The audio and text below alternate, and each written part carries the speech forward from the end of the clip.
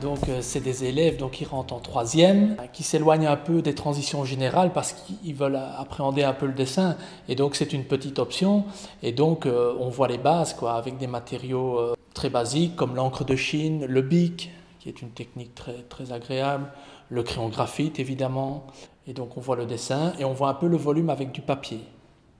Alors ils ont 4 heures de recherche, projet et dessin qui sont scindés en 2 heures de dessin, 2 heures de recherche et projet. Recherche et projet, c'est plus la créativité. On leur donne des thèmes et ils doivent le développer.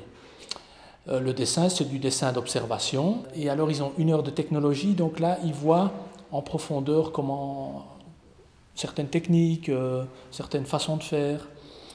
Et ils ont aussi 2 heures d'histoire de l'art. Une fois par an, on va à Bruxelles voir une exposition. Et sinon, oui, des fois, ici, quand il y a quelque chose d'intéressant à Namur, on y va. On va voir dans une galerie, ou on va voir, où on collabore aussi à Chambre avec Vue, par exemple, ici, Parcours d'artistes à Namur. Une des qualités, c'est qu'il n'arrive pas en n'ayant jamais dessiné. C'est-à-dire qu'il faut qu'il ait, pour bien faire, déjà pris un crayon de sa vie et que ce soit quelque chose qui vienne spontanément et pas qu'il décide comme ça du jour au lendemain, je veux être artiste ou dessinateur.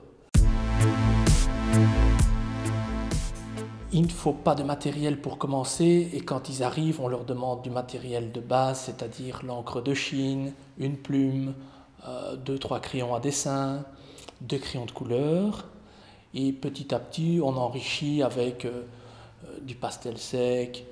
Le fusain, c'est aussi très démocratique. La filière transition, c'est une filière exclusivement basée sur les cours généraux malgré tout. Donc, ils ont une formation artistique de base pour éveiller la curiosité.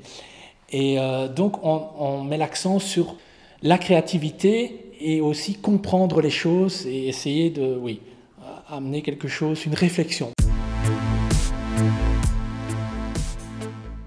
En 5e et en 6e, notamment en 6e, ils font souvent un voyage de 3 jours, soit à Berlin, à Rome, à Venise, des grandes villes, et on organise plein de sorties dans des musées, des expos, plus des excursions d'un jour.